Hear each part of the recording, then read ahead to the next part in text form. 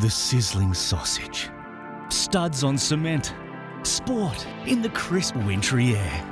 When the drawbridge goes up, see the absolute state of it. You're with Pez and Higgos, it's the circus. Footy has commenced, and also footy is about to commence, depending on your code of choice. Vegas saw record crowds for this year's NRL excursion, but the Zach Lomax situation overshadowed it all, perhaps. Although there was golden points, so there is that. The AFL starts this week, and Tom Papley is on the show to discuss culture, circuiting, Coxie, horse, grand finals, and Brownlow voting. But what we really want to know is, can Australia medal in Brisbane 32? The Matildas have commenced their campaign against the Philippines with a completely unsatisfactory victory, but Sam McClure is back on the goals and Mary Fowler is back on the pitch. There's also Com Games gear, Premier League streaming. The F1 starts in Melbourne this weekend. You're going to tell us what we got wrong in Boys Actually, and you're about to tell us what's getting you hot this week. But welcome back to another week of The Circus. My name is Ian Higgins. Sam Perry is next to me. Pezza, happy circus to you. And to you. Well, I am already looking forward to Boys Actually, because it's just a time where, you know, when you're listening to a show and someone says something that you know more about, then that is just, it's fucking sugar into the bloodstream, you know what I mean? That makes you feel good, and it makes you feel good to receive that correspondence as well. So it's a satisfying commencement to the winter programming. The winter programming is exactly what the circus is. The boys are up and about in the office this week. Now, I know 'tis the season for codes to, let's say, amplify their numbers in the pursuit of halo effect for their brand, in pursuit of an advantageous position for a broadcast deal. The circus is no different. Happy to report the most listened to and watched episode of the circus by some distance last week, and only in the case of like 6 or 7 days. So hitherto, the most listened to and watched circus was, look, the fact that Anthony Albanese was on that show might have had something to do with it. I prefer to say Huey. Tim Hewitt was the guest of the first ever circus episode, but a 30% bump on that last week. It just goes to show the punters are keen for some winter programming. Well, it also goes to show that people wanted to hear what Christian Welch sounds like underwater. Exactly. Charlie is your Yeah. Sorry, don't throw Charlie under the bus or underwater to drown him. So, I mean, do you have a word on it, Charlie? You're typically forthcoming in accepting responsibility. Yeah. I think it sounded normal. Yeah, it's got him. Perfect. Thank you, Charlie. No issues. Yeah, exactly. Mic technique. Yeah, exactly. Mic Mic technique, and we don't resile from those. I mean, never admit a mistake. No. And by extension, Boys Actually has popped off this week. Fantastic. Here goes. People have wasted no time in coming in with pedantry, pettiness, their own mistakes, and does it rile me up a little bit? Yeah, it does. But that's part of the art of it. Now, you're going to have to wait to the end. We call that a tease in the business. I don't know. Anyway, shut the fuck up, Pezza. Let's listen to what's getting people hot. What's getting me hot is Peter V'landys saying that the NRL is the biggest code in the land. Any man who must say, I'm the king, is no true king. Shut the fuck up, stay in your lane, you fucking inbred hick. Peter V'landys or DJ Paulie D from the Jersey Shore with the blowout? PVL, more like GTL. My mum still tucks me into bed at night. Why the lisp? Hello, 000? Yeah, I'd like to report a robbery. Yeah, Vegas. Yeah. You expect me to believe that ball was fucking stripped out? Get a grip. Gus Gould paid off the fucking refs. Anyways, 2026, Year of the Dragon. Boys! Really excited about the big return to Vegas this year. I, of course, talk about WrestleMania 42. I haven't had sex in that long. I'm a virgin again. Right, how do I stop this fucking thing? The Brumbies and Tars are undefeated.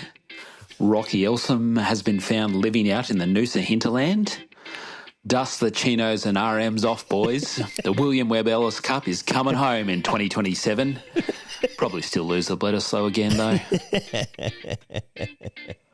Boys, just to throw a bit of red wine rugby in the mix, we've got a math situation developing between Australia and New Zealand. Dave Rennie, fucking Wallabies coach cut for Uncle Eddie, is now back hitting up the All Blacks. Are you joking me? Get the fucking RMs out. How good? What's getting me hot is big mubby old Chol just working a bit of blood into it just before having a tub after his practice match. Oof, big mabs. It's the enunciation. Boys, what's getting me hot is the Queensland Cricket Commissioner for Conduct showing up at training last night for my club in a suit, asking us to bring back the tradition of clapping the opposition captain on the field. Shane Lowry shanking a tee shot over cover. Warms the heart as a 23 handicapper. Get around the Irishman. You. Yeah, that was tough to watch. Poor old Shane Lowry got caught in the bear trap. The PGA Tour. What does that mean? Caught in the bear trap. That sounds like fucking pure American golf commentary. Yeah. I like it. It's the last He's three got holes the bear of that course. He had a 3-shot lead, and then he threw a couple of balls into the drink, and then lost. Fuck, is golf goated for just like glib jargon for talking? Yeah, threw a couple of balls in the drink, the bear trap there. Maybe it's I'm just hearing it for the first time. Yeah, that was just my summation of the latest PGA Tour event. But I think we should start, Pezza, let's start with the Rugby League season, which I suppose has commenced literally. Looking forward to getting to the AFL and then the Tom Papley chat in a moment's time. But the biggest story of the week, well, between Vegas, I suppose, is that the Zach Lomax saga is over. And the result is well, for now, I suppose, and that he can't play in the NRL until 2028, which feels like, look, I suppose if you're a guy that wears the jersey for contracts and you support contracts, then and the bindingness of a contract, then I've got the word for you. This is sanctity. Of the sanctity. The sanctity of a contract. It's a very big win for the sanctity of a contract. Yeah, and for some reason, some people are getting quite vocal about that. I love the sanctity of a contract. I suppose it makes you feel good when you've signed a player and that player is forced to play for you because they've signed a deal which says I'll play for you for that long, and you have to go on their word. But generally speaking, I'm looking at a guy who's a gun, an absolute jet. Who won't play for 2 years. That's a crossover of lingo. Well, Willie, he goes, I mean, will it really be 2 years? I mean, one thing we know is that athletes, they always get their way. You know what I mean? Rightfully so. And rightfully so. Yep. Rightfully so. Yes. Paul. I think it's a very big win for the temporary sanctity of a contract, personally. I like that Parramatta is saying, no, Melbourne, you're not getting your way on this, and you've done this for far too long. Now, do I know the X's and O's of this legal situation? Yes, I do. Do I choose to say this on the show? No, I don't, and that is for legal reasons. Not for this show. That's right. Yeah. That's for legal reasons. Hands are tied. Couldn't possibly say. On a petty level, is it funny to see Melbourne not get their way? Yes. Okay. Should Zach Lomax be playing rugby league? Yes, as well. Now we've got a problem because now I'm conflicted. I also like him to play for my team, New South Wales Blues.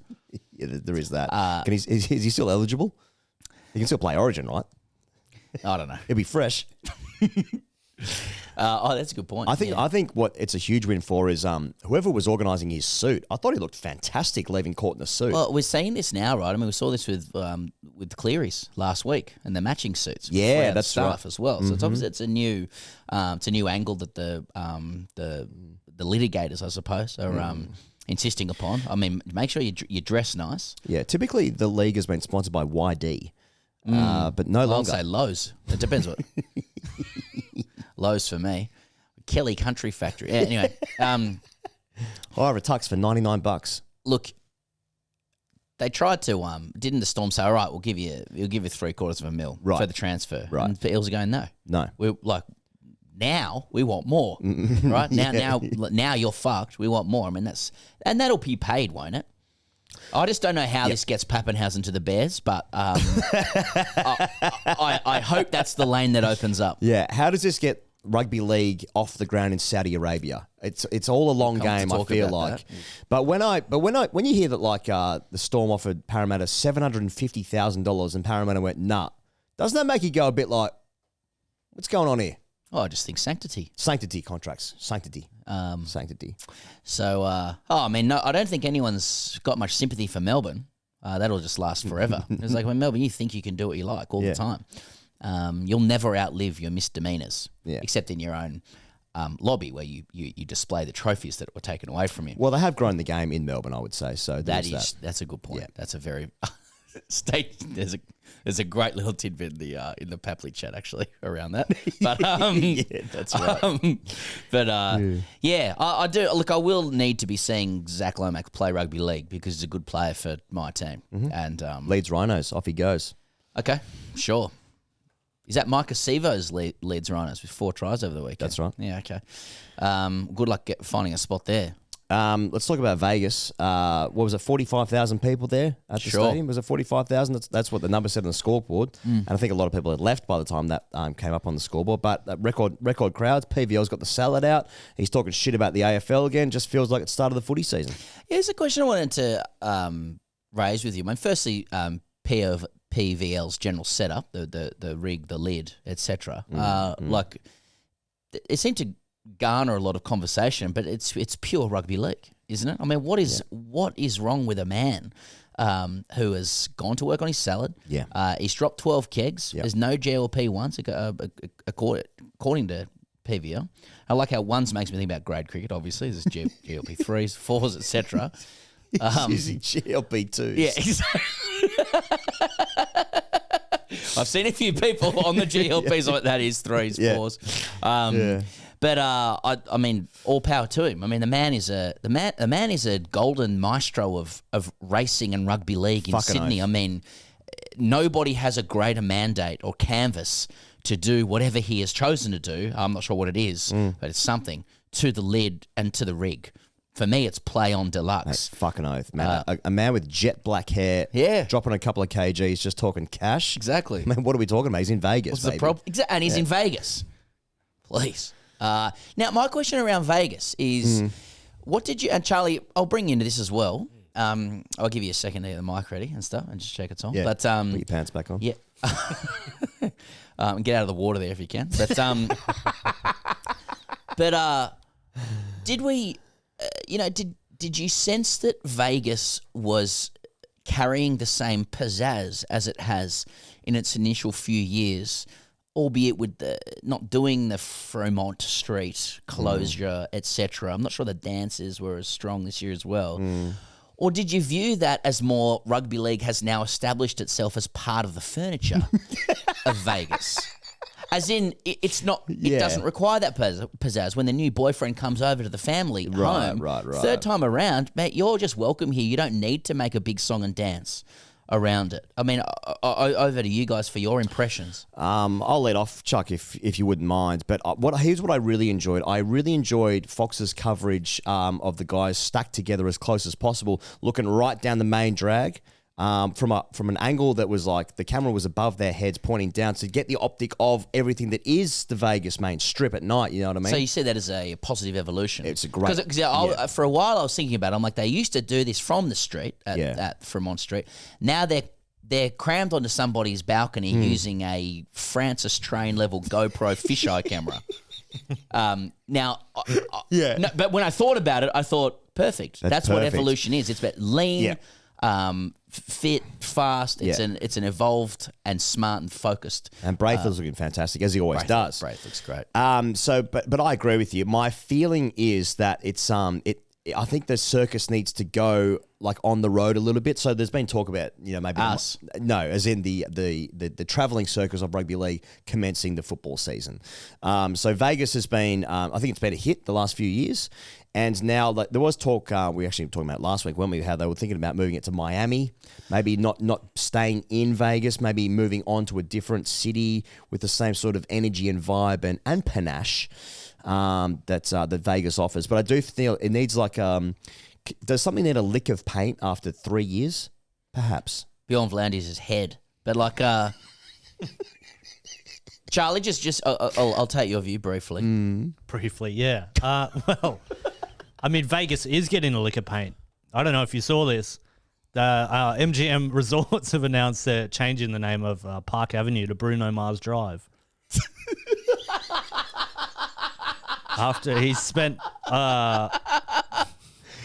He's apparently in $60 million gambling debt to Vegas casinos. So Bruno? Yeah. So he's just given the naming rights to a street. I suppose so, yeah. That's a good... Well, Rugby League could do that. He's got a real, like, Elvis Presley... I mean, that was the Colonel, I think, that was in in debt in that instance. But, like, Sanders. I understand that Colonel Sanders, of course, yes, before he started the chicken franchise. Yeah. Looking after Elvis. I remember.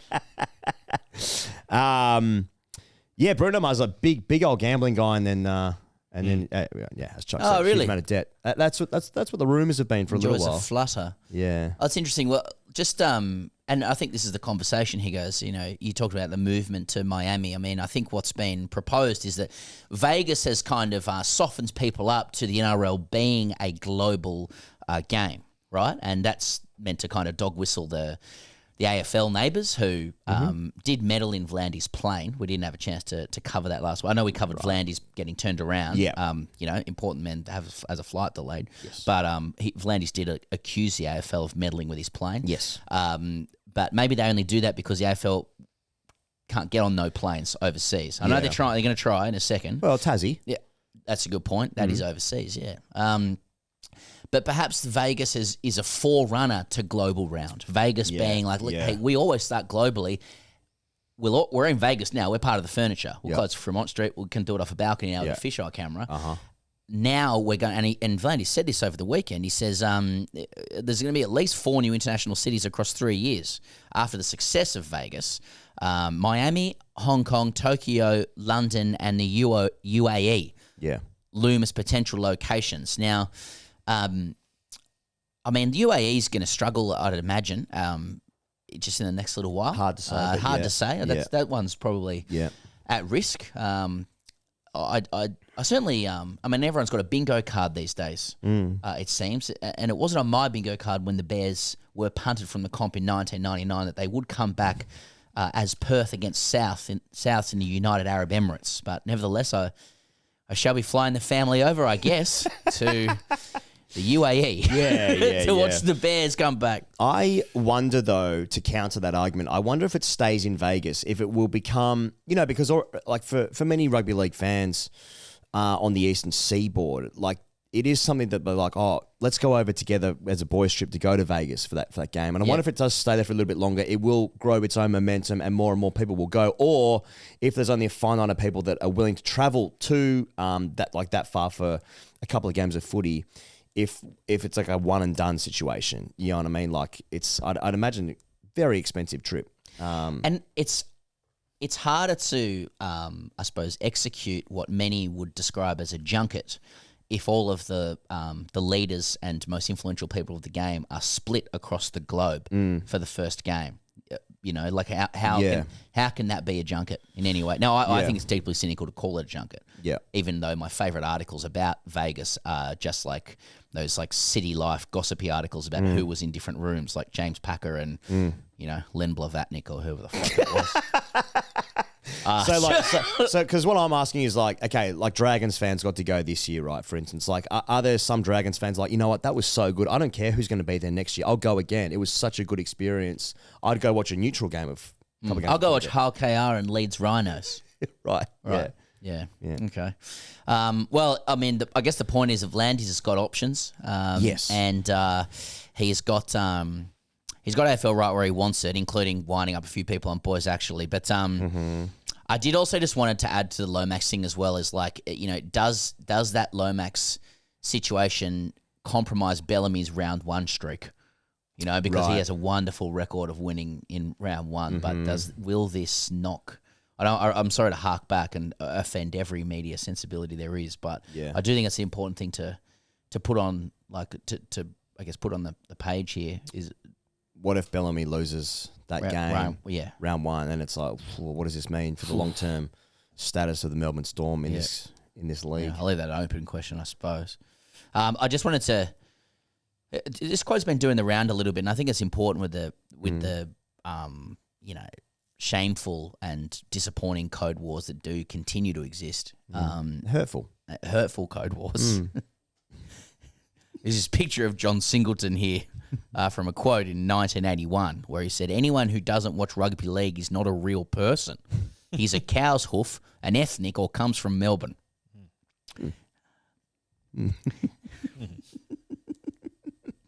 Just takes a bit to wash over you, that one, but certainly a perspective. Yeah, certainly is. So I got that from Everything Rugby League 01 page, and which also accompanied that quote with Kenny Rogers, the gambler. So, anything else in League Land this week? Yeah, just on what the games in Vegas. What happened in the games? Yeah, I got a couple of things. Shane Flanagan, St George Illawarra Dragons coach, just declaring ahead of the game that St George wasn't going to win the comp. Now he did. I mean, they went down in a controversial Golden Point loss. He did go on to clarify that he said, "Look, I shouldn't have said that. However, I would have gotten more trouble if I said we were going to win the comp," which I think is just a way of saying for coaches, you just can't win. Yeah, you know what I mean. Anything you say, and that's you just want to say, Flano, welcome to the internet, mate. It's really difficult, isn't it? Because if he saves that quote, puts that in the back pocket for round 3, then people will be like, I agree, but let's build on something here, which was his point anyway, right? Yeah. But it's, before a ball is kicked in any football season, you never know. Obviously, last year we were talking about the Raiders being wooden spoon, obviously end up being minor premiers. So, things can happen, but when you look at the Dragons, you think, well, I mean, they're obviously not. Do you think it's a loss for discourse that, that is a question to a coach that is literally unanswerable in truth? Like any answer that Shane Flanagan gives directly to where are you going to finish this year, yeah, he will be castigated. Yeah. Anything he says, as high as we can. Yeah. Well, whoa, okay. Yeah, what does that mean? And if he evades it, he's castigated. It's just it's an unwinnable question. Yeah, it's perfect, and that's how I like it. Yeah, it's really perfect question. That's how I like the media. Yeah. I just wanted to shout out just the clips of Matt Burton punting and kicking. Yep. I like a big boot. Yep. And let's understand from an X's and O's perspective, there is a difference between punting and kicking in the NFL. Mm-hmm. But Birdo says he thinks he could do it. And if America's taken a look at it, then I feel good about myself. Yeah, I think some American footballers were shown him kicking and then sort of gasping. So Yeah. that makes you feel good. Yeah. Like maybe our athletes are the best He in hit the roof. Yeah. That's pretty good. Big old boot on him. Now, Todd Carney's got a problem because this was a good news story. This was. Yeah, this is from the SMH. Todd Carney wants to call his son King Darryl. Problem is, it's one of 89 banned baby names.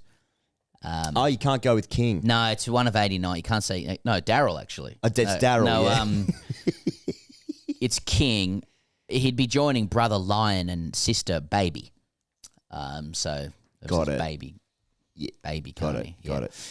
So he's there's other names not allowed. I would look into them, but yeah. Other names include IKEA, Smelly, Cyanide, and Dalai Lama. What does this say? But methamphetamine rules has been leaving a few people very confused. I love that that's just sort of 89. They go, no. Yeah. Smelly, no good. Methamphetamine rules. Play on. Anyway. Talk to doctors about that stuff. It's really good. And look, that's about my wrap of rugby league. I mean, I don't think Sherry was stripped of the ball. That was a bad call. I just wanted to shout out. Actually, I was in Sydney for the Vegas game, and I was having lunch with my mum, my auntie, and not to be confused with my auntie Langer, Indian cricket broadcaster. No, my auntie and my cousin and his 2 kids, and at the Hunters Hill Hotel, which is a local haunt for me growing up. And I was deeply impressed with the sheer number of people who had booked tables at the 3H's to watch the game, and how many people were Newcastle Knights fans there in Hunters Hill. Like uproarious noise with each Knights try, and barely a spare table in the entire pub. How old were these people? You're looking at 20s, 30s, 40s. Interesting. Because people are just booking tables to watch the league. Now, this may have been going on for a long time, and I've just been raising kids and been also structurally ostracised from the game from my team. But I just thought it was. I rated it basically. It's just a pub in Sydney on a Sunday afternoon, like with the season kicking off, and a little bit of vibe in the house. So one of my best mates is a Knights fan. Yeah, has no connection to there from a birth perspective. But right. Joey stuff. Yeah, in the 90s, Chief, Darren Albert. Mark Glanville. Right. So Robbie O. Tony Butterfield. Yep. That's the whole show now. So Robbie McCormack. I was interested. John Schuster. It might have just been like a Manchester United Liverpool theme, just like when were you born? Were they good at that stage? Yes. Maybe. I don't know. But guys in their 20s, like look, and I don't even know if were they league fans? There was a couple of Dogs and Saints jerseys knocking around. Yeah. So waiting for the next game. Were they league fans with multis? I don't know, but my point is that there was a lot of people. There was decent vibe, and they were just there on a Sunday arvo in Hunters Hill to watch the league. It's not that 20 years ago that would have been Super Rugby. Totally, Hunters Hill. totally. Believe me. It's a shame they stopped that sport entirely in this country. Anyway, let's talk about the AFL. And look, the only place to start is a tweet from Owen Leonard, who tweeted, AFL CEO Andrew Dillon has confirmed the league will push to have Aussie rules included at the 2032 Brisbane Olympics. Quote, our sport is a sport that should be on that stage. We'll work closely with the Olympic Committee and what form that takes. Now, many people have criticised this, Pezza, and they've said, well, why on earth would Australian rules football be in the Olympics when Australia is the only country that plays that sport? Now, what people are misunderstanding here is that in 1956, Aussie rules was at the Olympics. Now, back then, the Olympics had demonstration sports back in the day, where countries would perform an exhibition game of two sports, one local and one foreign. So in 1956, Australian rules football was chosen as an exhibition sport, which was requested by the IOC. Now, baseball was the foreign sport. Now, Aussie rules was chosen ahead of surf lifesaving and boomerang throwing. So Aussie rules has already been in the Olympics, so why not Brisbane 32, I say? A few thoughts here. It must have been tough for Andrew Dillon to use the phraseology of our sport when I think AFL people are much more adept in it, used to saying our game. It's game. Our game. Yeah. Correctly. Yeah. Right, in my view. Now, there's a problem here, and friend of the show, Dan Journey's picked this up. Like, some people have been confused about, a sport like Australian rules football going into the Olympics, which is ostensibly an international gathering typically of nations, and to offer up a sport literally named after one country playing it might feel confusing to people. But Cherney points out there's nobody suggesting this be a game for medals. Now, this is where I get upset. Right. I think having Aussie rules at the Olympics is a no-brainer as long as there's a gold medal available. Totally, yeah. If there's a gold medal available, and we can literally put a sport in. Yeah. What's the problem? Can we go 1, 2, 3?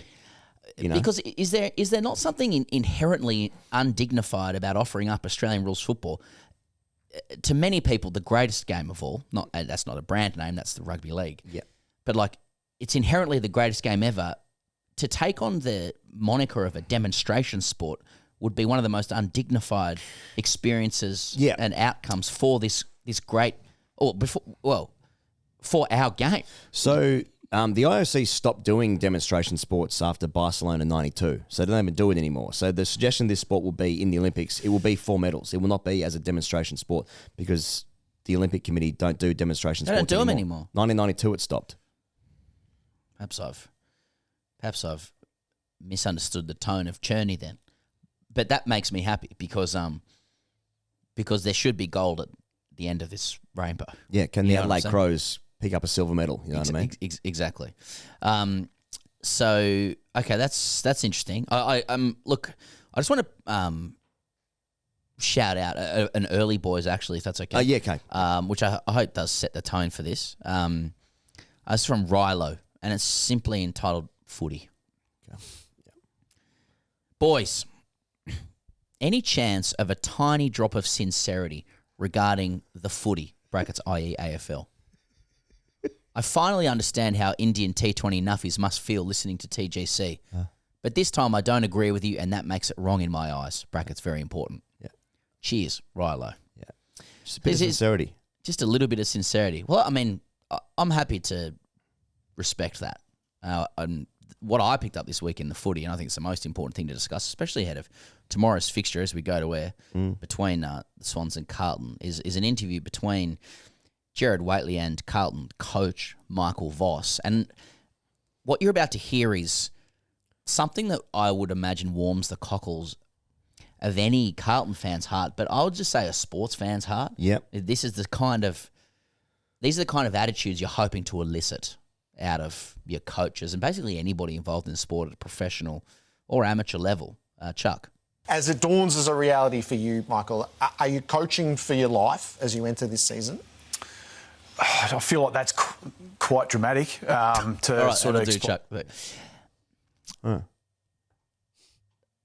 And that is the question ahead of tomorrow night. Is Michael Voss, Swans Carlton, and we do chat with Tom Papley later, sorry for the value, is Michael Voss and, in a sense, everybody coaching for their lives? Well, the way I see it moving into the game on Thursday at the SCG, Pezza, is that Voss is on death row.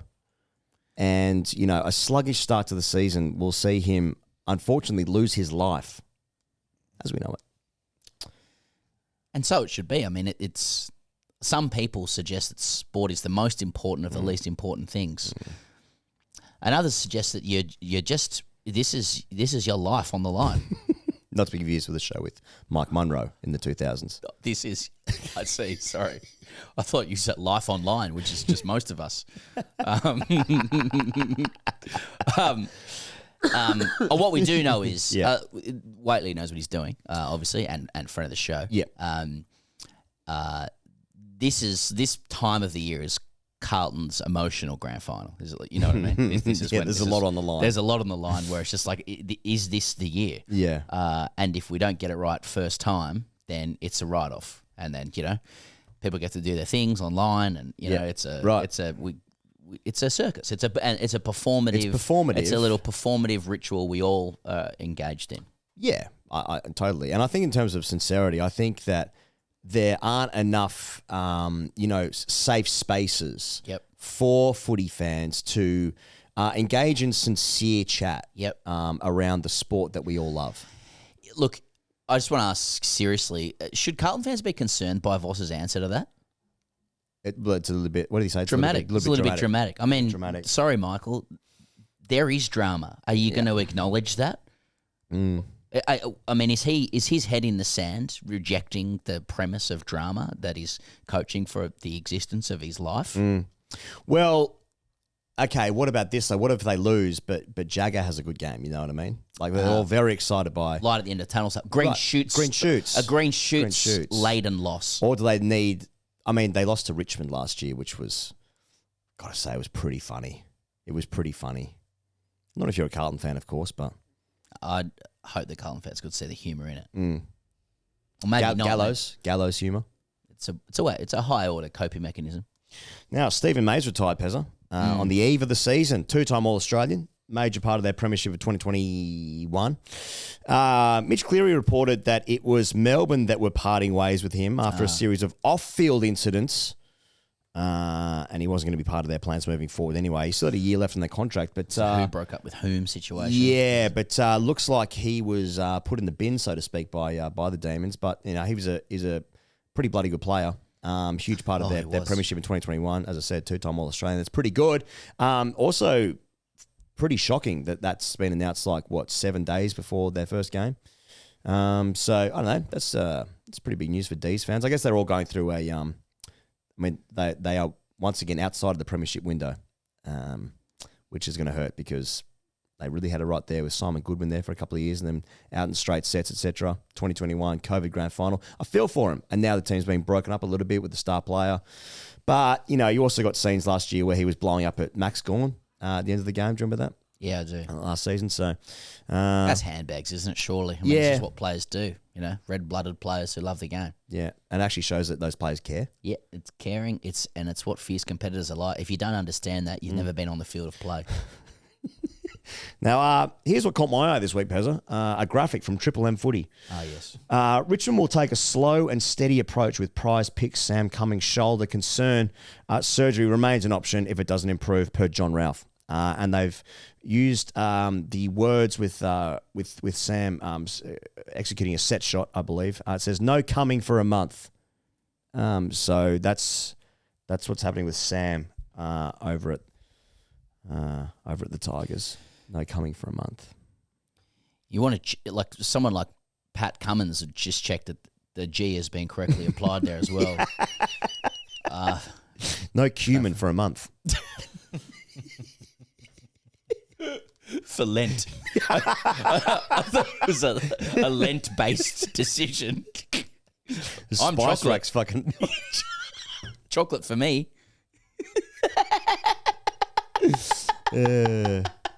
Yeah, that's good. No coming for a month. Yeah. Not to be confused with No Nut November. Anyway, unless there's anything else we should take to... I think that was the fullness of what's going on in AFL footy. Look, to be clear, one, the games start this week. So more to talk about next week. And two, we have 37 minutes of an exclusive interview with Tom Papley. So apologies. Ahead of the season starting. So that's no good there. But this episode of The Circus is brought to you by Kayo. Plenty of things to talk about here. Obviously, the F1 commencing this weekend. The wait is over as Formula One launches its new season on Australian soil at the Australian Grand Prix this weekend. A new set of regulations has brought everything back to a level playing field, and it's anyone's guess who will come out the strongest this year. All eyes will be on Oscar Piastri as he looks to start his season strong with a victory at Albert Park. Watch the Australian Grand Prix live with no ad breaks during live racing on Kayo Sports. The race starts at 3 p.m. Australian Eastern Daylight Savings Time. There's also a bit of main event gear. And if you're into your cricket, then the Australian India Women's Series is on. There's the test match at the Wacker as well. Lisa Healy's final match. All of that is live with no ad breaks during play on Kayo Sports. Thank you very much to Kayo for getting behind the circus. Just before we go to Paps as well, I'm just noting that Jai Newcomb is free to play opening round. He's beaten the charge at the tribunal, and Triple M have noted that with another graphic with the same format, picture of Jai entitled "Gets Off at the Tribunal." So they know what they're doing. They know what they're doing. They know what they're doing. How goes the chat with Paps, by the way? It's really good. Really enjoyed this 37 minutes or so. So here he is right now. Here's Tom Papley. What a pleasure and a privilege it is to be joined by the man that overnight SEN has said is at least in the top 10 small forwards in the AFL. Wow. Little higher than that, I'd say. Swans. Swans Barometer. That's what they've called you overnight. Tom Papley. Paps, welcome to the circus. Nice. At least in the top 10. I don't know if that's a compliment or a sort of insult. Yeah, you tell us. I think you came in 5. I mean, I've got you higher personally, and I keep rankings in my wall. In my wall. No, that's all right. I'll take inside the top 10. There's probably only 18 in the league, so top half. Top half. Yeah. Can you please provide an update on how your dog's doing post Christmas Eve? Don't worry, mate. We got. Jeez, how's the intel? No, he's a miracle, mate. Can you tell us what happened? Well, I don't know how the fuck you've got this, but don't worry about that, man. This is just the start. Just answer the question. We'll ask the questions, mate. He's actually he's kicked back. He's you'd probably call him Jesus. He had an autoimmune disease, which the vets wrote him off. I was actually on the phone to the vet to put him down, and luckily they actually couldn't fit him in to put him down, so we held it off a day. And then I think he might have maybe hurt or something, and he's just ever since then he's just gone like that. So he's still kicking. He's back. Thank God the vets couldn't book him in because he would have been gone. But and that was Christmas Eve. That was actually early in the New Year, but he got really crook before that. Yeah. But then, So he's on the mend. Well, it's probably quite loose and irresponsible to do this, but like, could that be an omen for the Swans as well? I mean, you've had last year. What did you have? Heel, hammy, calf. Where are we at vis-a-vis the old rig? And I'm not talking about Toby Green stuff. I'm just talking about how's the rig? Are we feeling? Swans fans listening intently, including ourselves. Yeah, it is good. We did the calf before. Let me have a drink. Sorry, I thought you were just checking your phone to see how your body was. How many minutes left? Have we rattled you with your miracle mutt question? Yeah, rig's good. I had a bit of a obviously heel last year, hammy like you said, and then the calf before Chrissy, but had a nice little run now, and time I run nicely before the start of the year and played yesterday, which is nice in the pouring rain, but got through, which is good. So ready for round 0. Swans, as I said earlier, they've called you the barometer. That is, when Paps is firing, the Swans are firing. Kerno's joined this year. It looks good in pre-season, but if you're the barometer, how's the weather at the Swans? You know what I mean? What are we looking at? We're a couple of Swans fans here, by the way, and I know the rest of the footy fraternity will roll their eyes at that. Doesn't count. Doesn't count, exactly. Count, yeah. But what can you fucking tell us? What are we looking at this year, Paps? It's been good. It's the weather, the barometer. Yeah, nice. I'm the weather. We can call Kearns the thunderstorm. Nice. Yeah. Okay. There's a big storm coming. Yeah. No, Kearns is looking good. It's nice to sort of have the presence of another big key forward. We obviously lost Buddy a few years ago, but good to have Kearns back. Can you run us through that? Like, sorry to interrupt, but I'm obviously not that sorry because I've done it, but just the presence of a big man in and around the area. I mean, especially for Swans fans who are still learning the game according to the rest of the league. What is it like for a small forward just to have another big man knocking around your area? It's nice on the field as well. Yeah, it is good. Obviously, we've got some other big men in the team, but sort of got that aura about him, Bud and Kearns. So, it is good. Bit of presence, bit of strut around the club, and he's going really well. It's good. When just looking at a couple of pre-season games early, I think it was a game against the Bulldogs. Errol just hits Charlie on the lead. Obviously, Errol snapped his leg last year, but he's back now, and it's a beautiful left foot, isn't it? It's actually a wand. If someone is a left-footed kicker, it's actually a wand to their left and leg. a good kick. But there's something that gets me cooing about seeing Errol Goulden just strutting through the centre of the park there, just hitting Charlie Kerno on a lead. Now, obviously, I know you were close with, probably still are close with Will Hayward and Ollie Florence, so there's a bit of a little bit bittersweet, I'd imagine, seeing those guys move on and to get a big guy in. But when you're looking at that in the preseason, you're thinking fucking hell, there's something happening here.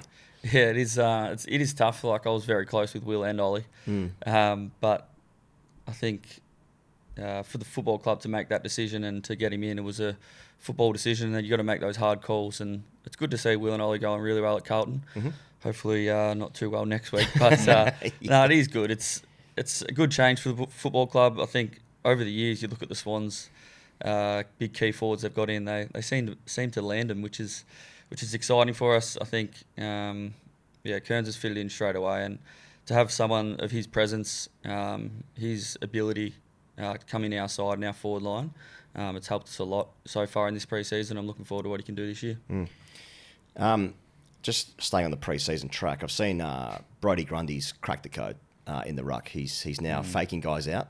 So the opposition player breaks a line, gets a free kick. This has sort of caused a bit of uproar in some AFL circles. Has Brodie been? Is this a planned move by Brodie, or is he just fucking around in a pre-season?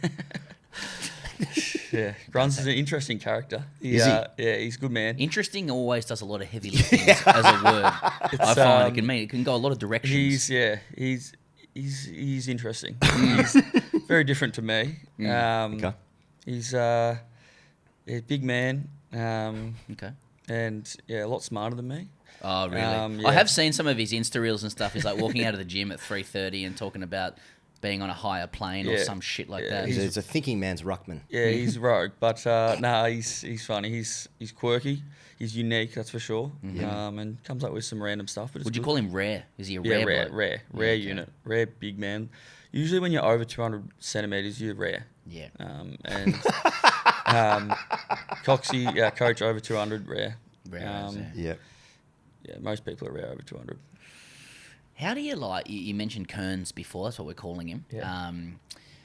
Sydney people call him Phil then, but that won't mean anything to you. But and then Brodie Grundy, recent-ish arrival at the club, Coxie as well. Like, how do you come in as a big man and join the Bloods culture? So, firstly, explain what Bloods culture is. What is it? Is it just pain and like doing fucking knuckle push-ups in the car park and just going through pain? Is it Jared McVeigh's beard looking good? Like what? Like, so what is that? And then how do you come in as a rare big man and fit into Bloods culture? Jeez, your mail's really good. Where are you getting this from? Brandon Jack's book. It's not bad, is it? Yeah. Well, it's sort of on my. I think everyone sort of has a different. The Bloods culture is sort of whatever. For me personally, I think it's a big family. You walk into a club, you're part of the family straight away. It is sort of something that means a lot to everyone that walks in the door. But I think when you first get there, you know straight away. And I think everyone talks about it and all this stuff like Bloods culture, but you don't really understand until you're actually in the four walls of what it's about. And it's a family culture that you work hard. Work hard when you get there, and but you look after each other. Have a good time when off the field and get amongst staff, players, and form relationships. But when the work's on, you work hard and get to work. It's good. One family that you're not part of this year, perhaps, is Sam McClure's A graders. Jeez. There's 4 A graders for the Swans, according to Sam McClure.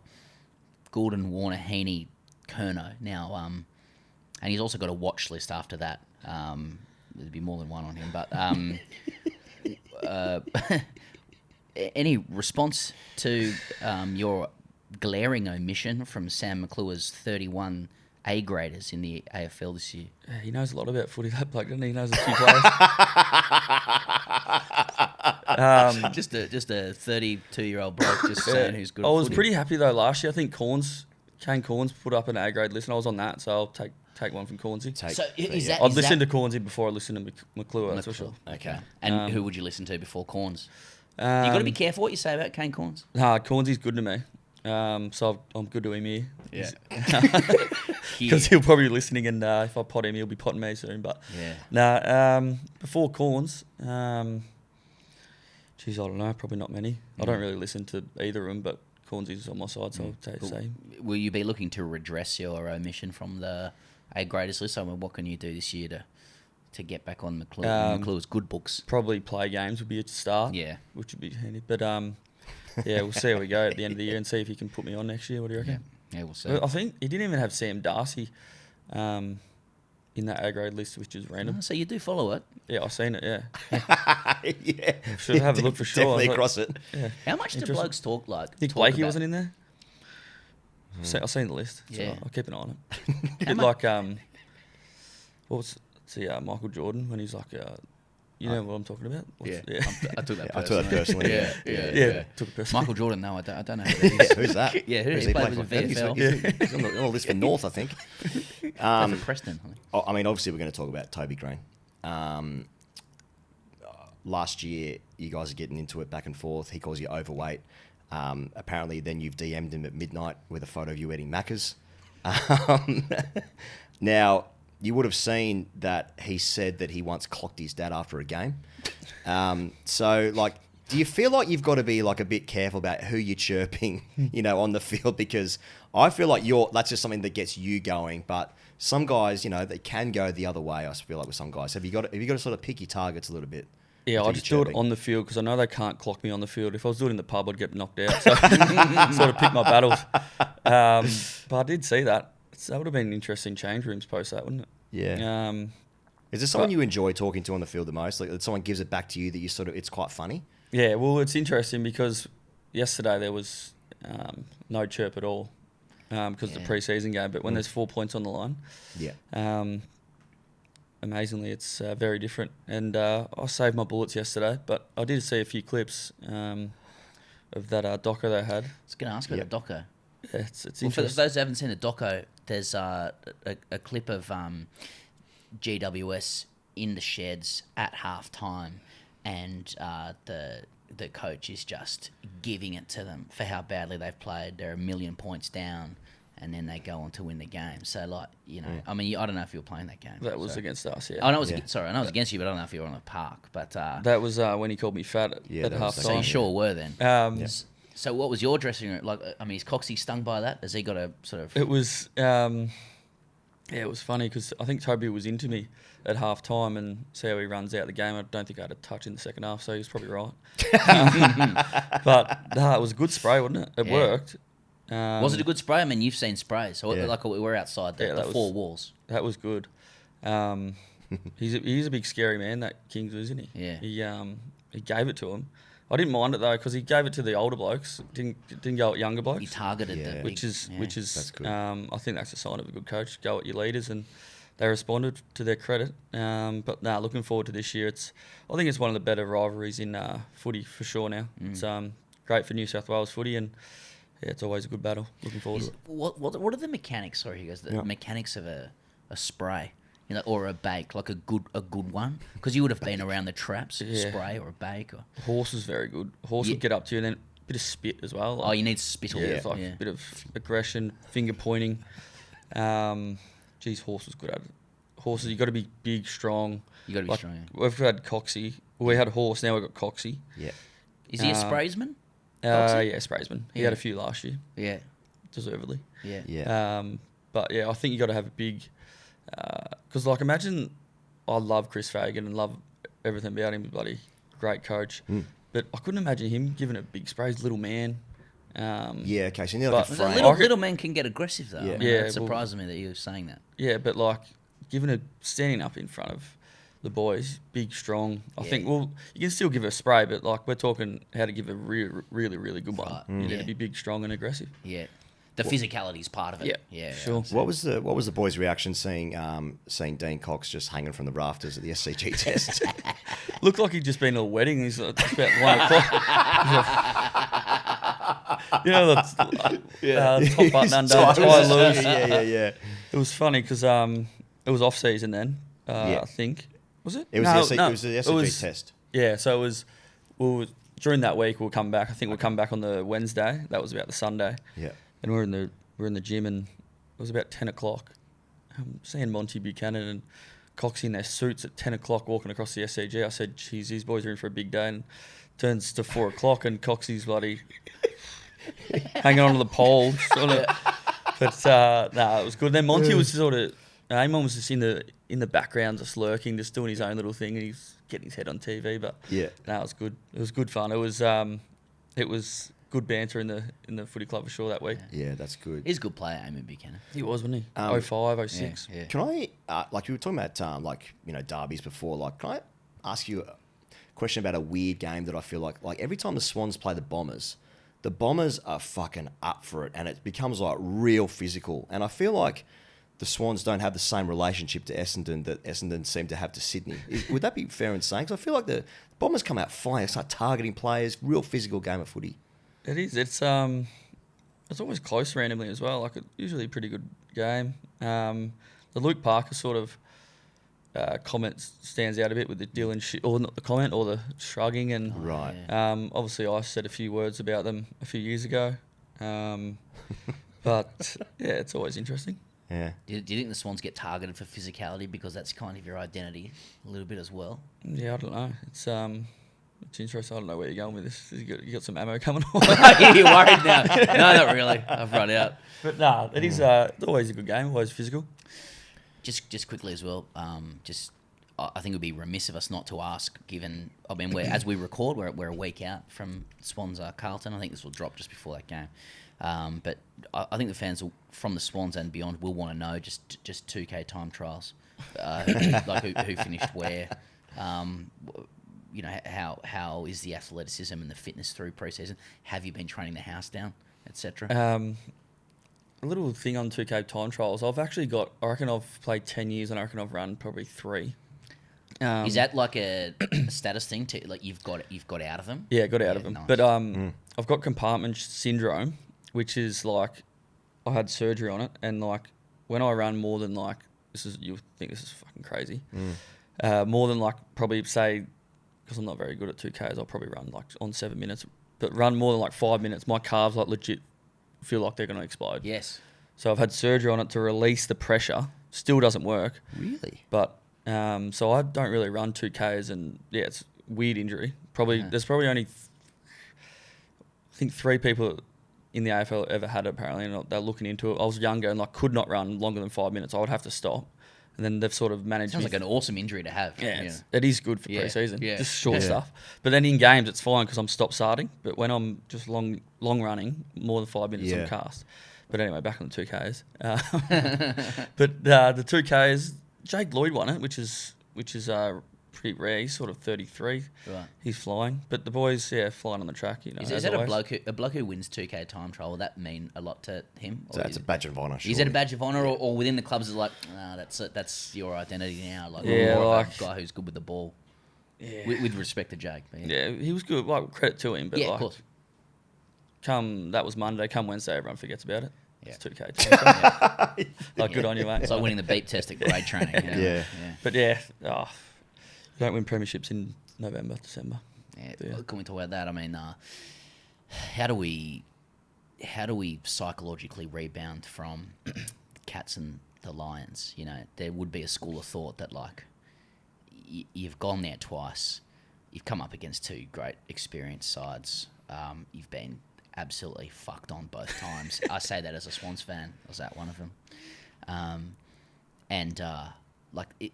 to know the work that you've got to go through to just get to the stage again, and then manage that history. And there's a lot of guys still at the club. What is the mentality around that? Yeah, it's definitely going to be, say if we do get back to a grand final, it'll be the biggest. That's all they're going to be talking about, what's going to happen. I've lost 3. Played in 2016. Rampy's lost 4. Millsy's, he lost 2. Most of the boys have lost 2. A few of us lost 3. But I think we're actually we're doing it right now. We worked through it all year. We've had Emma Murray come in, do a lot of mental rep stuff about that stuff, about what we're feeling, even for this week. So we'll talk about what we're feeling, how we're feeling for round 0, or how we're feeling for this week, what's on our mind, what are we thinking about? Are we thinking about injury? Are we thinking about how am I going to get picked? Am I going to get picked? Am I going to get dropped? All this stuff that goes into throughout the years, because when you get to that big day, I'll tell you right now, that's going to be the first thing that pops up on the front page of the paper or on Instagram and stuff. So we've been working through it, and I can't wait to be back there because to prove everyone wrong. Yeah. Can I ask you how the players felt? I understand there's more to this than simply just like, you know, Horse wanted to go, Coxie was there, a lot of people were very excited for him, etc. But, you know, the loss, every grand final loss feels compounding compared to the last one, especially when it's a blowout like it was a couple of years ago. But then Horse leaves after such a great record, you know, during regular season, getting Swans to the big dance and just not quite getting there. And then he decides to leave. How did the players feel about that when, like, you must have already been at such a low ebb, and then the coach, from the outside, it feels like, I can't take this team any further. You know what I mean? And obviously, Dean is already there. He's already in the group, and people are very excited for what he might bring. Other clubs might have had a look at him if he didn't get a head coaching gig. So there's more to it, right? But how did the players feel, I guess, when Horse left? Yeah, it was pretty tough. Like for me personally, I'm very close with Horse. Even for a lot of guys, like he was sort of like our second dad sort of thing. He's sort of built the team that we've got now from like all these guys like Errol Gould and Nick Blakey, Chad Warner, all these superstars, Isaac Heaney, from when they were 18 and built them up, and now they're in their prime. And then he sort of had to. We didn't have to finish, but he thought it was time, and he was probably just cooked. Like he's been doing it for so long. I think it was the right call for him and us as a football club. But yeah, it was tough at the time. You're so close with someone, but at the end of the day, it's sort of what was best for the footy club, and I think that's what Horse always did, put the football club first. But yeah, it was definitely tough. Just to add to the grand final, Horse leaving. But then it's sort of in a positive light was like, oh fuck, fresh start in pre-season. Yeah. Because personally, when I got to pre-season in 2024, the back end of it, for 25 season, I was cooked, and I was like, geez, I can't be bothered anymore. Just got flogged in another grand final. But having Coxie come in was a fresh start. What can we do? Unfortunately, it didn't go the way we wanted, but this year's looking good. So, we had Alex Pearce on the show last year, and I think they call him Palestine Pearce, actually. But he spat his water out. No, he's a good man. He's a good man. You know what I'm saying? And we're asking him about whether the boys in the AFL had any appreciation for rugby league. Particularly being over West. I know there's a team coming in next year, but and he actually surprised me by saying they love league because they can put a multi on. Can vouch for that. But what's your you can't in the footy, right? In the Aussie rules. Of course. But he's like, what's your appreciation of rugby league? Like, having lived in Sydney for so long, I know you're not native to the game, but do you pick it up here, or is it still just rugby? Yeah, I definitely have a little wager on it. That's for sure. Yes. But no, I do like it. It's sort of a good little. I love sport. I love watching AFL, but it is good to, on a Thursday night or when sort of a shit game of AFL, which they can tend to do sometimes. Well, on a Thursday night, it's going to happen. Can be a blowout, or you flick on the rugby and it's a good game. Yeah. Which I enjoy. It's a good change up. I actually really enjoy it. I don't really have a team. I'm sort of soft side for Storm from being Victoria, but I don't mind it. It's good. Yeah, nice. Can I ask you what the experience is for you guys when you guys go out on the circuit, especially in season? I know there was an incident with it was at Taylor Adams outside Club Rose Bay was that the beginning of this year, maybe Christmas time or something. Yeah. I know this is more than one, but Jack Zeeble from North got clocked outside somewhere in South Yarra, I think a couple of years ago. And these are unprovoked attacks. So I feel like a lot of these things can stem from obviously just blokes that are pissed, or I've heard a lot of pro athletes, cricket, whatever, say people get upset if you've ruined their multi, for instance. Just dumb shit like that. But I suppose anyone's got to be careful when they're in the spotlight. Young guys, high profile. But do you see a lot of these things sort of spark up when you're on the circuit? Especially in season. I don't know about fighting. I think when Tay got hit, the UFC was on that day. I think he might have been the bloke that might have been just hyped from the UFC or something. Right. But no, I don't think it's pretty rare to be. I suppose it does happen a lot, but geez, you got to sort of pick the wrong bloke or sort of say something that you didn't really mean when you say something that throwaway line. But Tay actually, I think this bloke was just fuming and on the way out and got kicked out and got clocked. So it was pretty sort of rare to happen. But yeah, it is. I think on the cert, when you go out, you got to be a little bit careful. But I think the social media these days, everyone's sort of trying to catch you doing the wrong thing. If you're blind or sculling a beer or who knows what, you've got to be a little bit careful. You'd be much less identifiable in Sydney with great respect to Sydney fans than it is down in Geelong or any of the Melbourne clubs. Really. Yeah, it's interesting. That video of Kearns come out early on when he was sculling the beer at the pub, and if you imagine him doing that in Melbourne, he would have never done that in Melbourne. He was saying last night or last week, I think it might have been, he's like, geez, you can just go to any pub you want here and just sit down and have a beer. Doesn't matter where you go, you can just go there, enjoy your beer and not be annoyed, which is all a part of the job. You say hello here and there, but sometimes you just want to have a beer on your own. But in Melbourne, you just can't do that.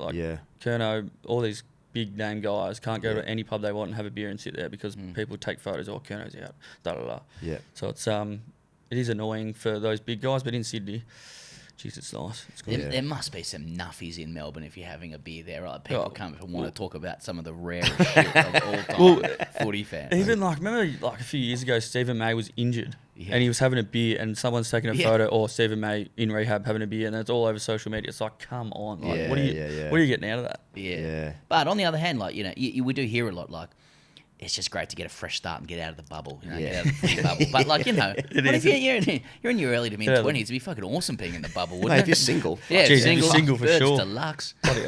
In Melbourne, geez, if you're single, Bloody hell. Yeah. But, whatever floats your boat, I suppose. Yeah. Exactly. You would have seen the news, perhaps about the umpires going to be given stats now before they vote on the Brownlow. My take on that was I think that if you're in the room and you have to listen to the 3-2-1s for every game for 50 rounds of footy, if one's thrown in there where people are like, what the fuck was that? I think that actually brings energy to the room. So, do we lose something? Do we lose something with the umpires, being informed of decisions? Yeah, the Brownlow was interesting last year, wasn't it? There's that word again. Have you ever watched? It was. I'll tell you, the women's Brownlow is even more interesting. They all squeal and cheer when they get a vote. What are these? They're all yelling, and I was like, just stoked to get a point. Geez, I was like, that was interesting. But what's the appropriate way to respond to a point like getting a vote in the Brownlow? Just scull your beer. What was said? Sorry. Well, it's you know what teams are not in the grand final, don't you? And they'll have a few in their peak of their off season. They're having a fair crack, but it will be interesting this year. Well, you'll probably be able to. I think because Dacos, he's been favourite for 3 years in a row. He might be his best chance to win one. So if they actually look at the stats properly, he'd be a good chance, I'd say. Although he's voted very hard now, isn't he? Well, I don't know how he didn't win that medal in the State of Origin. Well, Eddie's going to give him his own medal. Yeah, that's right. Yeah, I was filthy about that. How was Isaac Heaney a couple of years ago? He was the best player in the comp, and then what did he do? It was a game against St Kilda. It was against St Kilda, and it was like a light striking thing. And I was sitting with Tori, my wife, who's just Saints fan. Yeah. And she was blowing up about it at the time. Like she was like, "That's true." Like, you don't even know the rules. So it was actually my wife's fault. How was that for him? Because he's still one of the best players in the league. But that season in particular, boys were flying. He was the best player in the comp, and then then he's rubbed out. That was obviously it's an individual accolade, but geez, when you're favourite for the Brownlow, though, it's pretty like I don't care who you are. If you're flying and you're a favourite for the Brownlow and you get reported, you'd be flat. 100%. He was definitely flat. We were flat. He was out. Yeah. And it wasn't like he's not a player like dirty player at all. It was a clear accident. But geez, he was stiff, and then he didn't end up winning the Brownlow anyway. But sort of interrupted his momentum, I suppose. But yeah, you never want to see a player like get reported that was a soft and then win a Brownlow. But I think that someone was close a few years ago, but then didn't end up winning anyway. But it's tough these days to get reported for not much. How are the boys feeling ahead of Carlton opening round? Obviously, there's the Chuck Curnow, situation, but just give us a little summary of the feeling inside the group. Yeah, well, even personally, I was told in a Roman sandal this morning, waking up 6 days, 6 days to go. Got 6 days to go. Just sort of pop out of bed and you're raring to go. Little message to the boys saying not long to go, but it is exciting. You do that? There's a WhatsApp group. You're WhatsApp. Like, not long to go, boys. Yeah. Christmas Day coming. Text it. We had a little leadership WhatsApp, and it'd be interesting if I actually read the message. Do you want me to read the message? Yes, please. Yeah. Nah, it's all good. Nah. Read the WhatsApps. I won't go into details. Something about during the week. I said I ended it. Fuck boys, I'm so keen. 6 days horny. Or horny with like a few eyes. So the thing, yeah. So you're one of those guys who actually feels you get a sexual symptoms when you. It's like people's like, oh, I was erect watching Warren's Ball of the Century. Like I don't actually personally get. I just say it as a figure of speech. Yeah. But you actually are aroused. Oh, yeah, a little bit. Yeah, like sort of a halfy. That's hot. Do you No, I mean Swans fans. No, we are keen. We're excited. Yeah. Like obviously Carlton, most successful club in the league. Like there's a whole generation of fans that are just waiting for the Blues to get back to past glories, right? And pretty good squad, pretty good list. Like 2 years ago, finished the season quite strong, then faded. But then so a lot of hope for last season. Opening game, Tigers get them done. Obviously Richmond fans didn't think they were going to win a game last season. They win against the Blues that first game, and Blues fans are like, "Fuck me," all over again. Is there a little glint in the eye, thinking like, I wouldn't mind ending Carlton's season in round one again? Opening round. Yeah. Opening round, sorry. Well, it is interesting though. It's always a good game. They always like build it up to be a good game, that Richmond Carlton. Even Kearns was saying they'll be raring to go. But no, it would be good to knock off the Blues and just win, to be honest, to get one over Will and Ollie and for Kearns. But yeah, look, it's exciting round 0. You always want to start with a win, and even just to give us confidence, but also put a little dent in the opposition to start the season. Mm-hmm. Last one from me, perhaps. Obviously, this interview would be the height of your interview career, but you also have appeared as the interviewee on crosses in the cricket, the World Test Championship final, I recall, with JB and JL. That was just mid-year from Lords, crossing over the Paps there. And recently as well, wasn't it? Do we see it during the Test matches? Yeah. So, like, where are you at with cricket, and what do you think of, privatisation? No, what do you think the approach to the Australian men's team should be now, having won the Ashes? Steady as she goes, or time to rip the band-aid off and get some new blood in? Yeah, I'm a bit of a nuffy. Love my cricket. I'd love to see Peaky come in and just... I reckon we sort of hinted Constas a little bit, throwing him in the deep end, and the media, and which is what was always going to happen, the pressure of him, and he sort of lost his way a little bit. Hopefully he gets back there, but I reckon Peaky sort of at 4 or 5 would be nice to come in and so fast track him in. Fast track him. Yeah. I reckon well, even whatever Ponting says in cricket is gospel. Yeah, that's right. And I reckon he had him in his Ashes team for the next one. Yeah. So it'd be good to see him in the next one for Australia, but I can throw him in the deep end. Do you reckon he plays in Bangladesh? Or is he in the squad? There's a spot. There's a middle order spot, and then, arguably. Yeah. And like, there would be guys who probably have more runs and experience. It'd be more tailor-made. But if you want him for the Ashes in 27, there's going to be about 15 tests before then. Yeah. Maybe you just give him those tests. I get so excited by just like youth in a sporting setup. Just being like how high could the ceiling be? This, like with Constas, right? Like he's playing for Australia at 19. It's like, how many runs is he going to score for me as a fan? Yeah, exactly. Peaky's the same thing. Yeah. And even there's another Callaway. Yeah. So there's this opening spot, but how early you throw them in? Is that a Vic bias there? Yeah. No, I mean they're in the Shield final, home final already. Yeah. Both of those guys have been keys, so it's not really. Well, it's it's going to be and they're both interesting. friends of the show as well, by the way. So. We've always with Australian cricket, it's always the older guys, but it'd be nice to see when Michael Clark come in, just like from young age, just played forever. It'd be nice to see Peaky or one of those young guys come in and just play forever. It'd be nice to blood generational greats, basically. Bloody oath. Yeah. To play for 10, 15 years Well, and win everything. Can you give us? I mean, a lot of cricket fans would, and we shouldn't be talking about that on this show, but they would be like, they might need a hand dealing with the psychology of like the premiership window and the rebuild window, and like, should we accustom ourselves in Australian cricket to a rebuild window by getting these young guys in? We've just drafted some guys, hard bodies, mature bodies. Yeah. I don't know how to say that. I can't say that probably. But, who's an A grader for hard bodies? Yeah. Ollie and Campbell mightn't have hard bodies right now, but their bodies will harden to something. But well, with cricket, I don't know how to say. It's like you're not sort of, like you're saying, you don't have that rebuild phase like a West Coast is having. Yes. You just play all the older guys because it's like you're not we need working to win toward. we need to win forever. Yeah. So it is interesting, but I'd throw Peaky in. Yeah, good lefty. I love a lefty. I'm a lefty myself. But love Peaky. I reckon he's the next one for sure. What should Swans fans expect as a bare minimum this season, perhaps? Bare minimum, without the ladder, I think exciting footy is a good one. As a bare minimum, you'll see exciting footy, fast footy.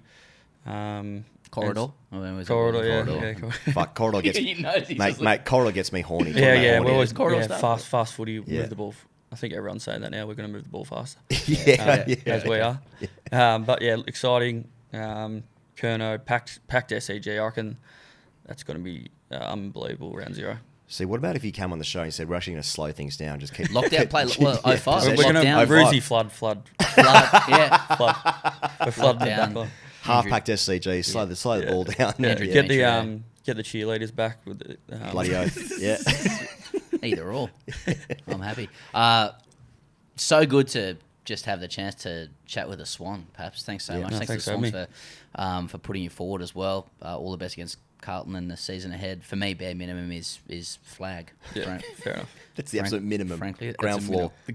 That's ground zero. Opening round. And, flag with hard bodies. Yeah.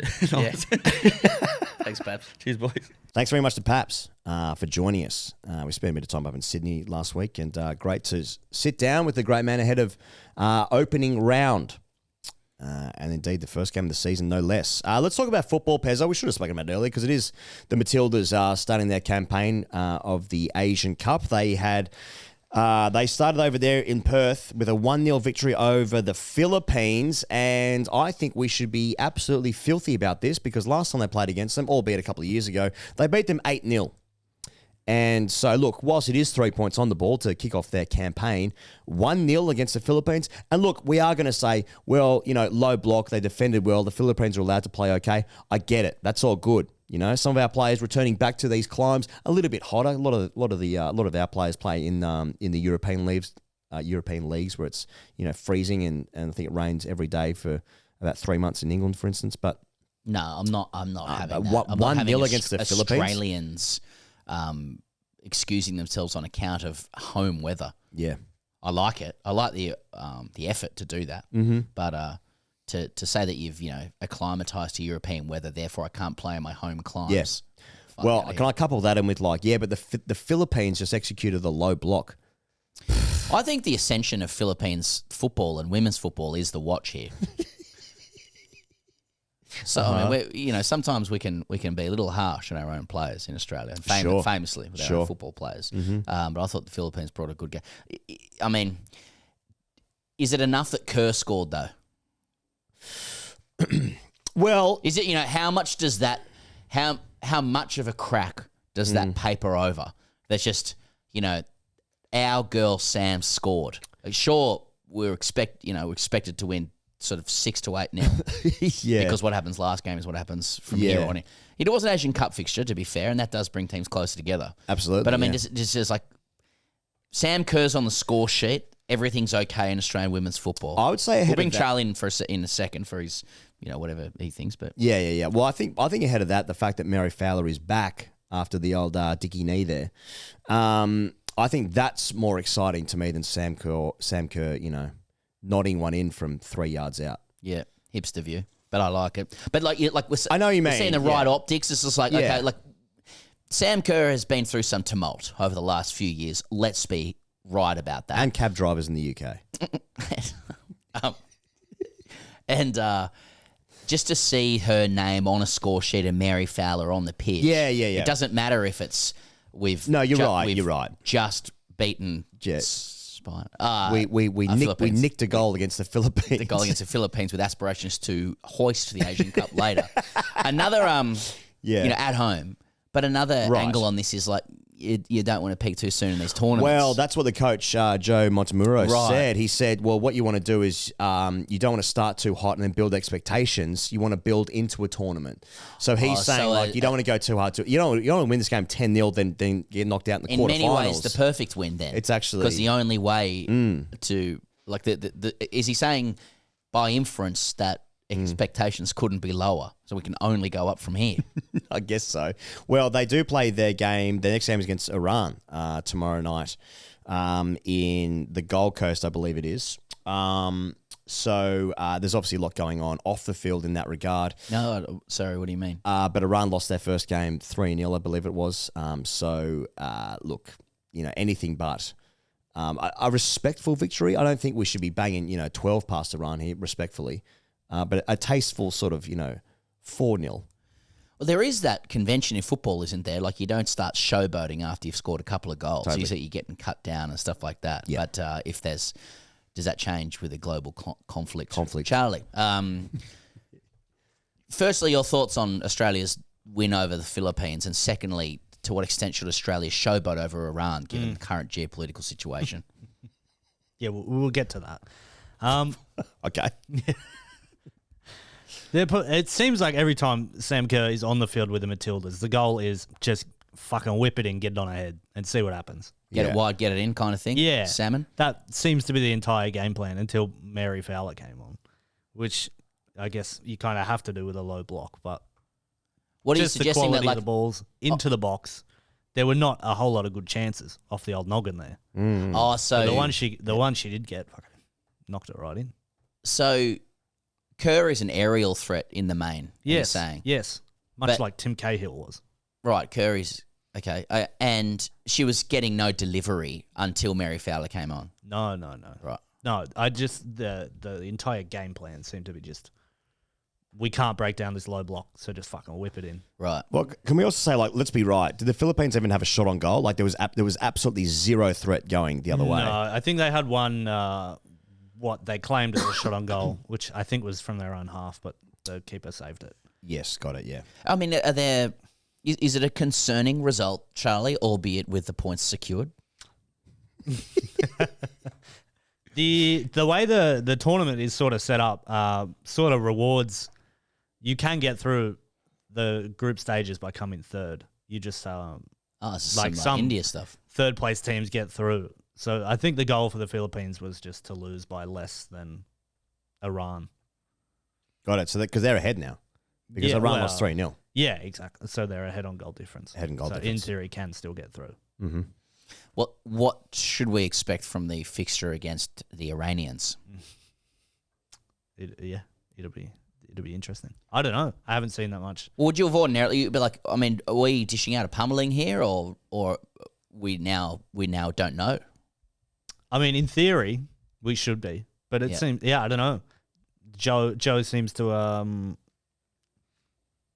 be happy with dominating possession and saving the goals for the knockout stages. So I guess we'll see. It really probably depends how much Mary Fowler plays.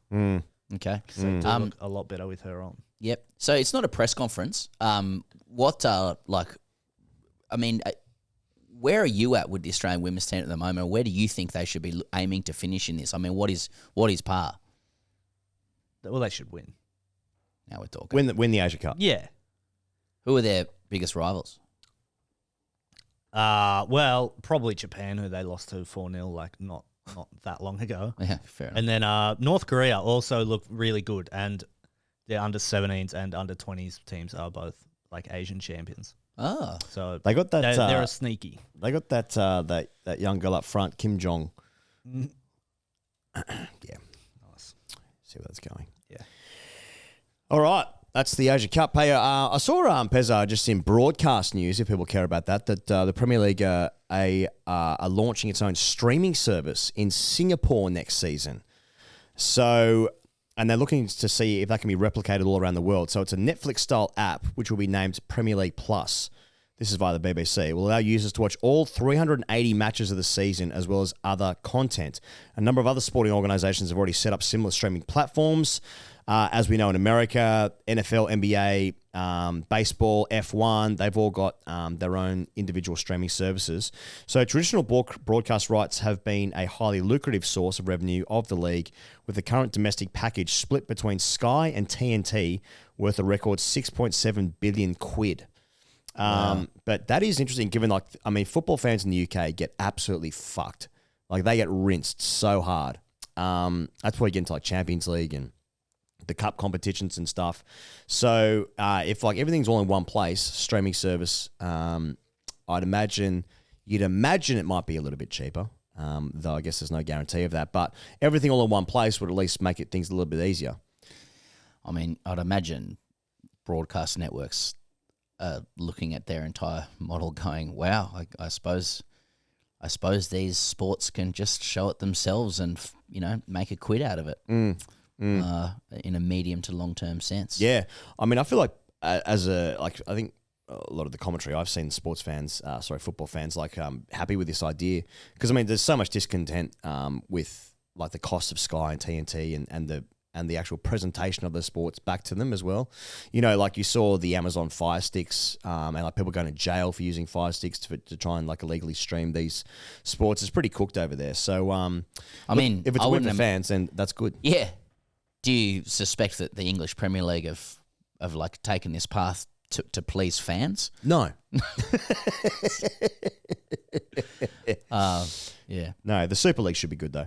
Now the Formula One, we can actually hear it in the background of our headphones right now because it's just down the road from us here in Melbourne. But it does start this weekend, and that's exciting. Oscar Piastri, of course, back on the home track. Something that caught my eye this week, though, Pezza, is that the Aston Martin team, they plan to retire the car early because the car's not ready yet.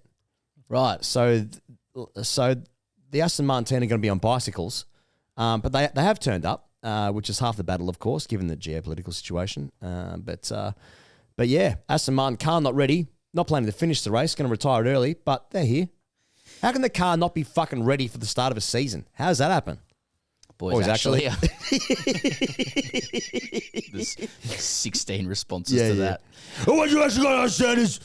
Actually, can I add to that? I will be going to the F1 on Sunday for That's the very, exciting. very first time. And I would like anybody who hears this show before then and gets to this point in the show or is stuck with the show, who might be able to assist my knowledge of the F1 as I am there with my cousin, to email boysactually@gmail.com. If you could, so the brief is, 40-year-old man goes to the F1 for the first time, knows fuck all about Formula One racing. Where do I park? How does he manage a day as an observer, a punter? There's no professional connection here.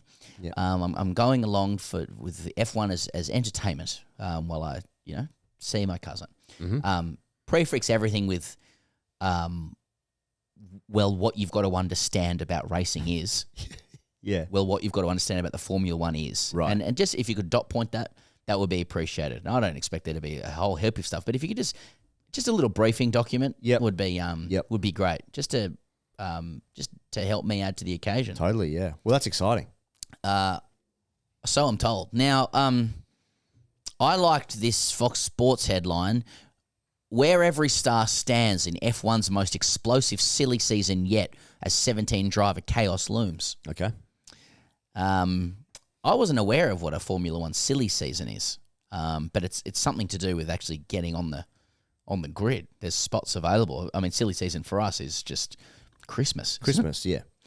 Where they stand at Christmas. Yeah. But I think it's matters to do with contracts, etc. I'm seeing something about a dual chassis and engine regulation. Okay.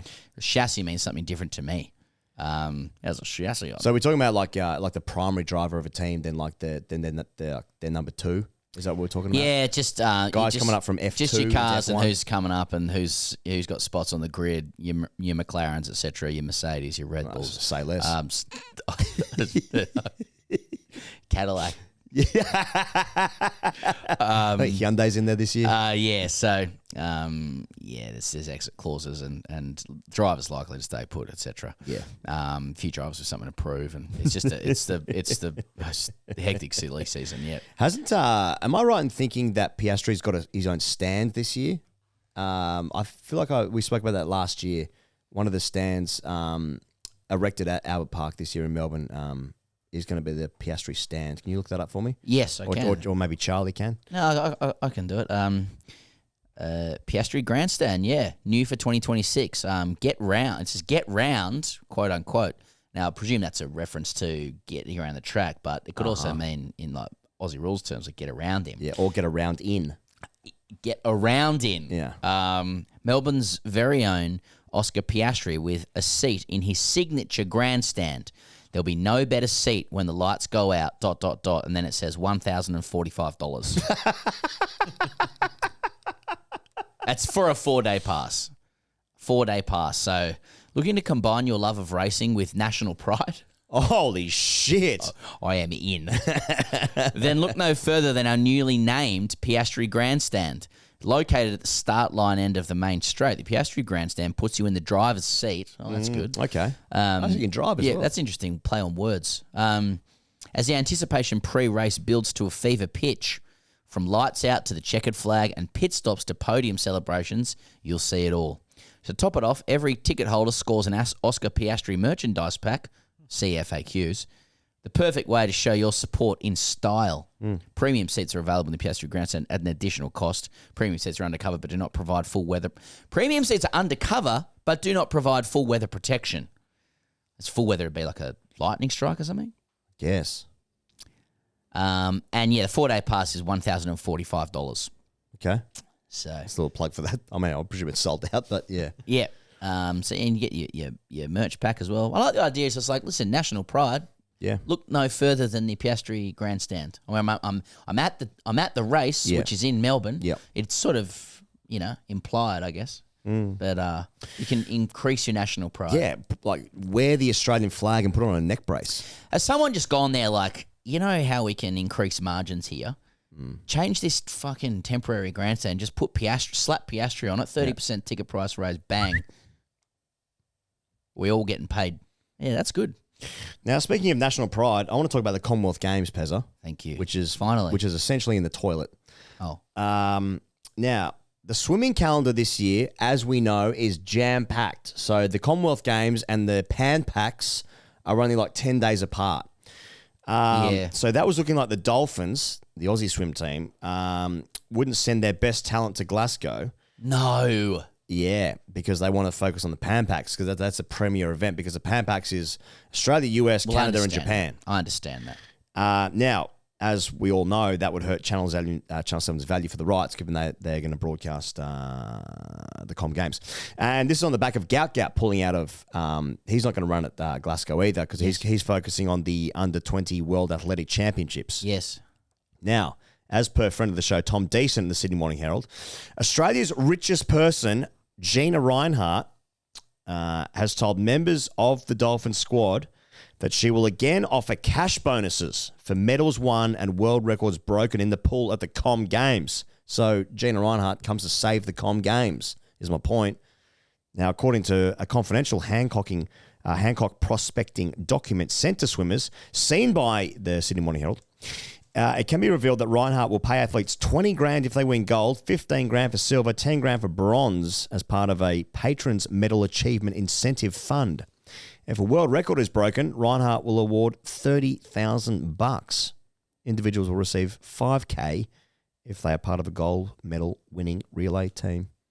So Gina Reinhart loves the golden generation of swimmers, wants to pay him straight into the hip pocket there.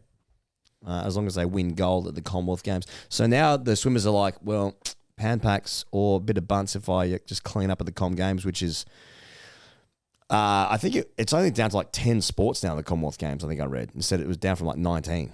Obviously, Melbourne didn't want it. They fucked it off. Glasgow picked it up. Yeah. No runners. Swimmers didn't want to go. Pan Pacs are on. Gina Reinhart goes, fucking win us some gold for the Com Games. Get some bunts. I'm torn about this, to be honest, because I don't like hearing about our swimmers walking away from gold, no matter where it is. On the other hand, I do see the decline of the Commonwealth generally, and I'm not sure if it's befitting of our Dolphins, of our swimmers, both teams. So see, winning at the Pan Pacs does make you feel good. I couldn't tell you exactly what the Pan Pacs are, but it's a name I've heard for a long time, and I understand it has prestige. And it's an important marker on a swimmer's calendar as they build towards the next Olympics. Yeah. You know, like if somebody when I was like 19, if somebody, at Wallaby Bar, from, who had a scholarship at Sydney University, said, I'm training for the Pan Pacs, I wouldn't know exactly where it is, but I'd know it's good. Totally. You know what I mean? Yeah. And that's worth something. Admittedly, back then, if they'd said Com Games, I'd know what that was, and I'd think that's good. But today, not so much. But I don't like seeing our team walk away from gold, particularly if Genius putting 20 larger. But maybe you can just go from one to the other and just hop on a plane and go and win some. Well, cash. there is a 10-day gap between the two, but if you're competing at the highest level, that plus all the travel, not ideal preparation for. And the there Pan might be Pacs. different pools. So the Pan Pacs happens every. It's the even years in between the Olympics. Yep. Yeah. And so also just laying down a bit of a marker and sending a message to rivals as well. Yep. So it's against the US, Canada, and Japan. plenty good swim. Like Summer McIntosh, of course, from Canada these days is an absolute gun. Pan Pacific. Pan Pacific. Yeah. Different to Pan. Panning. Yeah. Panning the Pacific. Yeah. Yeah. I do wonder if because one might be a fast pool and one may not as well. That's true. Right. That's true. So, if they're built inside football stadiums, that's typically a fast pool. Yeah.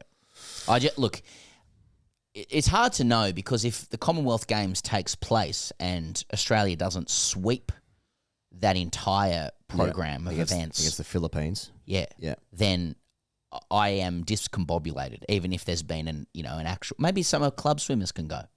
Totally. Oh, I think the clubbies can go and clean up. It's an opportunity for clubbies. Yep. Well, Com Games is clubbies. Yeah, it really the is. Commonwealth is clubbies. It kind of is these ultimately. days. Yeah. Let's not look. Yeah, I mean, it's the entirety of the cricket community, but that's anyway, right. That's a different podcast. Indeed. That's all I've got this week for the show, Pezza. Just shout out to the Telegraph Sport in the UK, just under the rugby rubric. Oh, yes. Exclusive from Telegraph Sport. The nation that has the highest number of convicted dopers in rugby, yet six-fold decrease in testing, coincided with 2019 and 2023 triumphs, followed by a picture of the South African rugby team. And coincidence. And just an outright article going like, six-fold decrease in testing. They won in 2019 and 23. Yeah. Very, very interesting. Highest number of convicted dopers too. Love that. Yeah. They're going quite well in the Six Nations, England. Okay. Well, it's that time. Okay, here we go. It's that time. Boys, actually, and the first full I guess, instatement of this in. Get your boys actuallys in, boysactually@gmail.com. Any error from the guys, anything you want to pick up, anything in true internet culture. Yep. To be incensed by mistakes, large or small. The smaller the better. Yep. And if you could take the minuscule nature of that error and blow it up into something that's saying more about you. Yeah. Then we can all share and revel together. Right. So, That's right, yeah. couple today, Okay. if that's okay. So, Yeah, straight this please. from men on. Boys, I suspect this one falls more in the category of burying the lead rather than a classic case of boys, actually. But follow me here. As Pez's joy at having a mole inside the captain's call function, as I remember last week, Aussie rules. Of course. Bubbled over, and we gathered an insight into the dining habits of the AFL's inner sanctum. Right. I was startled to discover that of the 18 captains present at the event, only 16 would have been willing to divulge such details to the circus. Now, does that make sense to you? Why? Was there something about what I said that turned 18 to 16? No, you said that all 16 AFL team captains were there. And was I read that verbatim? I think you might have just said it.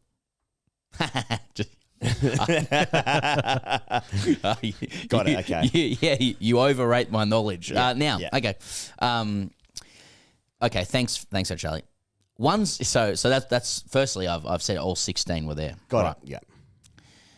One's mind was immediately filled with myriad scenarios that could have played out during the AFL off-season as our internet daddies hobnobbed with the elites of the broadcasting community, and which relationships had been compromised to the extent that two club captains would never again be referred to as friend of the pod. Oh, so I've blanked two captains here. Yeah. Perfect. I feel like I'm safe in assuming that the sycophantic lauding of a season one guest immediately narrows the field to 17 potential candidates, but from there I'm stumped. Who have they slighted? Has a celebratory end-of-season soiree at Lamaro's by the TGC brethren resulted in a turf war between a heavyweight of the AFL and the rising stars of the podcast world? Has the aforementioned obsequiousness to one Western Australian skipper, I don't know who he's referring to there, I know a Tassie one, repulsed a crosstown rival?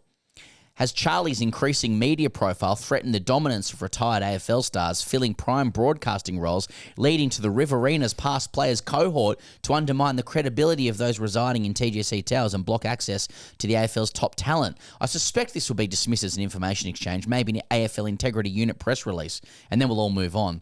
But all I'm saying is this is a watch. I like it. Kind regards, Anon. So as far as I understand, there I've forgotten 2 captains, and therefore there's some. We've got a problem with somebody in the AFL, and once again, Charlie's involved. And Charlie's involved owing to Wagga. Yeah. That is the Aussie rules mind at work though. That's sort of SEN brain. Yeah. That kind of stuff, and I welcome it. I for one welcome it. It's a classic coup d'etat, Pezza. Yeah. Classic. Yeah. And who do we have issues with in the AFL? I mean, couldn't possibly say, but yeah, let's just say it is a watch. It's a watch. Yeah. I don't think the entirety of one network might be. Yeah. Anyway, and I will say, like, in terms of the information that was given to us by someone at that lunch, it's not who you think it is. Yeah. Unless it is. Well, in which case it's a good guess. I mean, if you think that it's a certain, player that we sycophantically laud, I ask you to think again, given that we've just had Papley on the pod. Jimmy Bartell appeared on a cricket one when we were discussing the World Cup. And Charlie's from Wagga. I played for Prahran for 3 games in 2011. I know lots of people there out of that as well. Yeah. Somebody did their ACL in the very first game, and I thought, I don't want to pay Rego. Yeah. Anyway, so I'm just saying hang on a second. We were on Sunday Footy Feast last year. Could be Campbell Brown, Well, let's not say names, but fuck it. Fuck it. It's a pretty wide world out there. Yeah.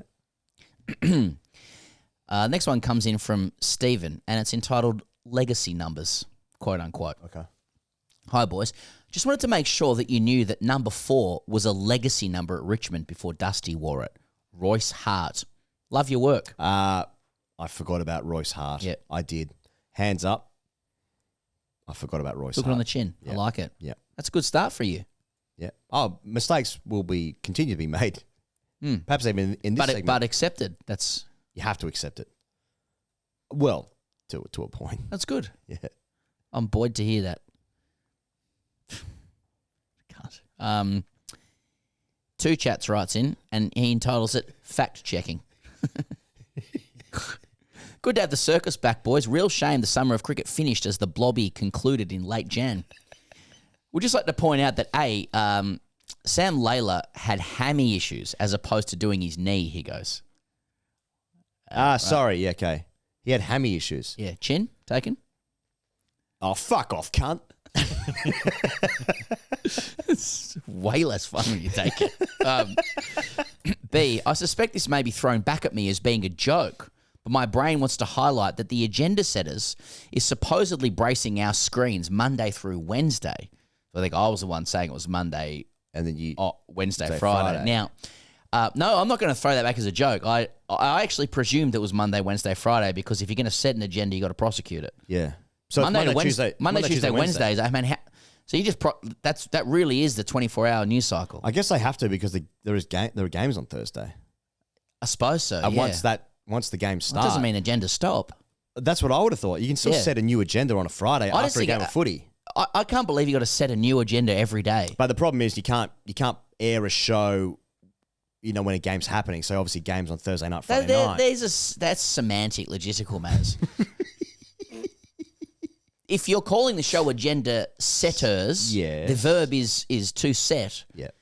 That means you will be setting the agenda that night. Otherwise, it's just the show is agendas that have been set. And now that doesn't roll off the tongue as well. Well, I'm going to start a previously set agendas called Agenda Settlers, and then a spin-off called Agenda Free Settlers. South Australian. Yeah, it's just Adelaide. It's a documentary on Burke and Wills. Yes, they're all settlers. Okay, well, that's blown my mind. I mean, I'll take it on the chin. Agenda setters happens Monday through Wednesday, so that is a lot of. I mean, I suppose it would be more linguistically appropriate to call it the agenda, and it's implied that you're setting it. But then again, you lose the luster of being the one to self-proclaim to set. No, the brand name's too strong. Setters probably does work. They're not necessarily. I'm just arguing with myself here, but they're not necessarily saying it's being set that night. We're just people who do set the agenda. I'm not telling you when I'm doing it. Yeah. But we are in the process of setting. That's all I can tell you. I'll tell you what people have enjoyed so far in the season, though it hasn't started yet, is Ken Hinkley. People are really enjoying his contributions. Just saying stuff. It always seemed that be the way with professional athletes. Like the first 1 or 2 years when they're out of the playing role, the coaching role, the administrating role, very fascinating insights there because they're very close to the game still, and they're exploring their voice in the media, and then it slowly dissipates because then they're just out there too much because people, Oh, I mean. Yeah, I've always been fascinated by the people who have just come out of the being literally involved in the game, like the game that's taking place, like a Mourinho, etc. Mm-hmm. They come into the box and their insights are about 50 times better than anything you're hearing, and you're like, wow, these people that are being paid to give the insights really don't know what the fuck's going on, given how much of a difference there is between someone who actually worked in it, right? So I feel like they don't last very long because can you get out of here? Yeah. Anyway. Two chats goes on to say, deeply enjoyed Chuck's football updates. Hope it's a regular segment moving forward to highlight some of the performances of our boys overseas. We'll happily listen to more interviews held underwater for Chuck, briefly mentioning Daniel Benny's playtime at QPR, cracker of a first goal over the weekend, or one of the batshit things Adam Griffith says in a presser. They have been fantastic. They have been good. They need some time. Yeah. They need some time. Cheers, two chats. So thanks, cheers. Okay, Jacob writes in. It's just entitled Boys Actually. Okay. Boys Actually, just wanted to let you boys, brackets Pez, know that in fact Canberra have not kept the team together from last year. They've lost Jamal Fogarty to Manly. So one... They've sort of broken it up, haven't they? Important player, no doubt. So yeah. Goes on to say, Para win the comp. Cheers, boys. Yeah. Justin writes in, it's called Channel 7 Rugby League shows. Vis-a-vis the agenda setters, brackets Rugby League edition, on Channel 7, Pezza was right, read the Matty John show. It aired for one season some 15, brackets 16 years ago, produced by John Singleton for some reason. The previous foray into this area by Channel 7 was a show called The Hard Yards in the mid-90s. It was hosted by some comedian, Terry someone maybe, seemed like an absolute F-wit, and lasted 4, maybe 3 episodes. It was around the time of the Super League War, and I distinctly remember the promo for episode 2 was Michael O'Connor on episode 1, definitively stating that there would be a Premier League the next year. Spoiler alert, there wasn't, so this must have been 95. Okay, that's from Justin. Okay, one from someone called A Sad Little Man entitled Egregious Six Nations Era. Boys, I was excited to listen to the first episode of the new season of The Circus to indulge in some more quick-witted narrative about sports I mostly don't watch, being an Englishman, until the subject of the new International Rugby Union calendar arose. Okay. I am a rugby journalist here in the UK and was interested to hear a Southern Hemisphere perspective on the monumental changes to the schedule. Instead, what pierced my eardrums was a fatal error, the likes of which I simply cannot abide. When discussing the potential changes to the calendar for Southern Hemisphere fixtures, Mr. Perry said, quote, I don't need Max Jorgensen running around with zinc cream on in December so it lines up with the fucking Six Nations. Fuck out of here. End quote. Fuck out of here indeed, Pez. Never has the Six Nations started in December, and while there were rumours of the tournament moving dates in 2020, no such talks have progressed because that would be ridiculous. As a proud rugby nonce, I can confidently say the Six Nations is one of the only reasons many of us Northern Hemisphere folk managed to make it through the fucking shithouse, how fucking shithouse January is every single year. If the sport's greatest championship were to move to December, I, for one, would have a crippling panic attack. What would be the point of having to wade through the pissing rain and cold in January without the opportunity to drink copious amounts of Guinness and ignore loved ones in February? Please refrain from envisaging such eventualities in the future, or I fear my mental and physical health may rapidly deteriorate. Yours in pedantry, a sad little man. That's good. So, yeah, I apologise for that. I said December, and Six Nations starts in January. Right. So that's... Right, it's in January. Yeah. Right. So that's hook, line, and sinker. That. Yep. So Max will still be wearing zinc then, but just in January. Yeah, I said December, and it's just like it's not in December. It's in January. You fucking idiot. Now, and I agree. Yeah. D writes in, boys, it's great that the circus is back, but shouldn't be surprised as a cycling fan of your lack of coverage on this sport because the tour is months away. It says, but have you seen this? And it's a link to the BBC. Okay. Thanks, D. It's a BBC article entitled Professional Cyclist Antonio Tiberi Fined for Shooting San Marino Minister's Cat. It goes on. Professional cyclist Antonio Tiberi has been fined and suspended from his team for shooting dead a minister's cat in San Marino. The 21-year-old rider reportedly said he was trying out an air rifle and pointed it at the cat's head and fired. Oh, my God. The ill-fated feline belonged to his neighbour, San Marino's Tourism and Posts Minister, Federico Pedini Amati. It's a Posts Minister. Plenty of them on Twitter. Oh, he's Joel's brother. That's good. A court fined Mr. Tiberi €4,000 and his team Trek Segafredo suspended him for 20 days.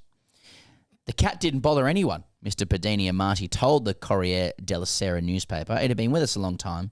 And then it goes on to say his daughter was very upset. You cannot kill a pet and get away with a €4,000 fine. Trek Segafredo, and that's how it said, said it strongly condemned the reprehensible act and would donate Mr. Tiberi's suspended pay to an animal protection organisation. Oh. Well, first of all, obviously the first sign of a serial killer, killing neighbourhood cats. Yeah. But it breaks your heart a bit. I have 2 cats and a dog and a pizza place, a television show. Yeah, that's awful. But I like that someone's given us that tidbit. I think it's a nice little addition to Boys Actually. You might have missed this. Yeah, I like the way it was framed. It was like, you got terrible cycling coverage, and that's fair enough because the tour is months away. No, it starts in December. Yeah. And look, just a couple to finish, just to get this going. It's from Paddle, and it's entitled Plumbers v Plumbers, a Cautionary Tale. Boys, actually, what you need to be aware of about plumbers v plumbers in your own home is that there are pros and cons. I once got a second plumber in after the first bloke failed to properly fix my sink. In fairness, his 8-year-old daughter had been hospitalised the afternoon before, which I imagine is the sort of thing that can distract you from optimal silicone application. The second plumber arrived immediately, scoffing at the first guy's work. Great stuff initially, brackets, of course, speaking in such a way to ensure no flies could find their way into his mouth. Of course. Things did go slightly downhill, however, as he then asked what ethnicity the first bloke had been.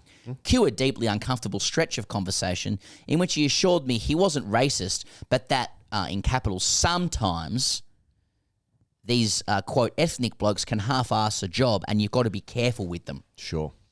I'm not racist, but, yeah. Yes. Unfortunately, he did an excellent job fixing the sink, and he's coming back tomorrow to give me a quote for some taps. Anyway, good luck with the roof, he goes. Kind regards, Paddle. P.S. When I was still living at home, a Sparky came around and pointed and laughed at another Sparky's work and sent a photo of it to his work group chat without once asking about the bloke's race. Makes you think. It does make you think. Interesting. Yeah. So plumbers v plumbers. Sparkies commenting on other Sparkies don't do so racially. Yes. So that's actually a win for Sparkies, yes. I'd say. Yes. I also like the efforts that are made by Paddle to demonstrate his self-awareness of the racial undertones or overtones of the second Sparky before going on to admit that he's rehired him because he's done a great job with the taps. Yeah. No, he's getting him in for taps. Getting him in for taps, but because of these great work, he's the one being rehired. Yeah. Even though the other one has a quite clear reason for maybe a less than perfect job. Yeah. So the one who could probably use the money owing to his daughter's ill health, he ain't getting that bunce. No. The It's not racist easy guy who to- can do the silicon is getting the money. It's very political. Very political. And as But a someone, lot of performative signaling here of like, this is just no good. but I think that's sort of part of the excitement of the role of a tradesperson. What's that? Well, I just like just playing up to fucking dumb cunts like me who've got no idea how to do anything with their hands, Indeed. So, And just finally, from somebody who calls themselves unemployed. Boys, actually, I'd just like to clear up the following. Now, there's 5 bullet points here. Sparkies are better than plumbers. Chiros are better than physios. Psychologists are better than psychiatrists. Architects are better than builders. Barristers are better than solicitors. Now, let me grab my popcorn before the monkeys start dancing. Kind regards, unemployed. I'm curious about the ordering of that, but I suppose that's the point. Well, and just better than. Like, didn't say in what capacity. Yep. Just better than. I mean, if anybody has a view on any of those areas, please feel free. Well, there'll be no physios taking umbrage with a chiropractor being better than them. I can't say that. In whatever capacity that might even mean. Physios defer to the chiro, in my experience. Yeah. That's all. Oh, that's an installment. That's an installation. That's lovely. That's lovely. And we've really enjoyed doing the circus this week, as we always have. So thank you very much for joining us here. If you've made it this far, well done to you. I hope you have a wonderful weekend. Hope your team does the thing that you want them to do this weekend. I hope that your car does the thing that you want your car to do. And of course, RIP to Maccabi Diva. See you next week.